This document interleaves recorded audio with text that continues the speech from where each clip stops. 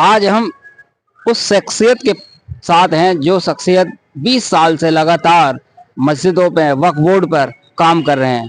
काम क्या कर रहे हैं, एक अपने आप को उन्होंने रिजर्व कर दिया है इस काम। सरताज अहमद साहब, ये बताइए कि आप किन किन विषयों पर काम कर रहे हैं। देखिए, जो है मस्जिद का मसला ये है कि हमारी शुरुआत तो मस्जिद मुबारक शाह से हुई थी। उसकी वीडियो बहुत ज़बरदस्त वायरल हुई, तकरीबन 2 साल से चल रही है। 30 लाख लोग से ज़्यादा देख चुके हैं। तो उसकी सब लोगों ने देखा, लेकिन किसी ने कार्रवाई नहीं की। जब हमारे वो संज्ञान में आई तो हमने उस पर कार्रवाई शुरू की और उसके लिए हमने सबसे पहले शिकायत भेजी। और क्योंकि ये आसार कदीमा के मातहत है, तो हमने आसार कदीमा से उस मस्जिद की जानकारी मांगी, क्योंकि इसकी हालत बहुत बुरी है। चारों तरफ कब्जे, सिर्फ 3 फुट का गेट छोड़ा गया है। और हमने जिन लोगों से बात की वो भी इस मस्जिद को लेकर बहुत ज़्यादा फिक्रमंद है।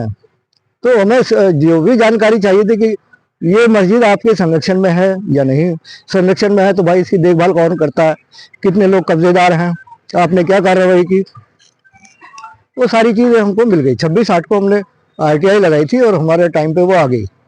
सरदार साहब, ये बताइए कि आप फंडिंग की भी जरूरत होती है और लोगों साथियों की भी जरूरत होती है, कैसे जरूरत पूरी होती है? देखिए, फंडिंग का जहाँ तक सवाल है, तो हम तो 22 साल से अपने तौर पे काम कर रहे हैं और कुछ हमारे हमदर्द भी हैं, ऐसी बात नहीं है, हमनवा है। थोड़ा थोड़ा कुछ दे देते हैं कभी कभी। लेकिन इस मस्जिद का काम जब हमने शुरू किया तो हमने अपने लोगों से उनको जानकारी दे दी थी, भाई इस तरह की मस्जिद है, 22 साल 30 लाख लोग देख चुके हैं, भाई इसको जो है कुछ करो।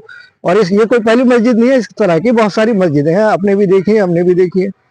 तो इसके कुछ किया जाए। तो लोगों ने हमें वादा किया, कहने लगे जी आप मंगाइए कागजात और हम इस पर आपकी पूरी हेल्प करेंगे।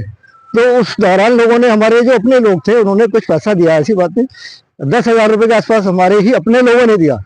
लेकिन उसके बाद क्योंकि 10,000 में तो मुकदमा डलेगा नहीं ना, हमने अपने भाई लोगों से लगातार प्रचार किया और इमदाद के लिए अपील की। बहरहाल उसके बाद हमारे जो है वो रिस्पॉन्स अच्छा नहीं आया।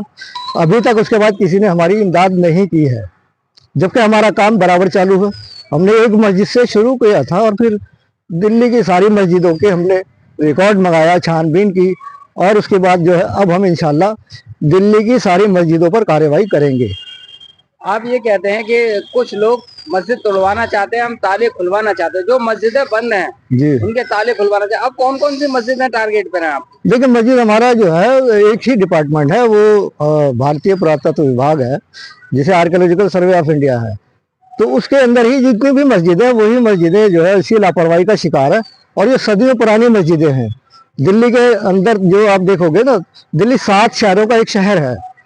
तो जहाँ शहर बसा, पुराने शहर वीरान हो गया और नए शहर पे ध्यान नहीं दिया। आज़ादी के बाद से हमारी जो लीडरशिप है, उसने इन चीज़ों पे बिल्कुल ध्यान नहीं दिया। उसने नई नई मस्जिदें बनाई, मदरसे बनाए, सरकारी ज़मीनों पे कब्जा करके उस पर ध्यान दिया, कमाई पे। इन चीज़ों पर ध्यान नहीं दिया। लेकिन आखिर अल्लाह ताला ने हमें शायद इस काम के लिए चुना।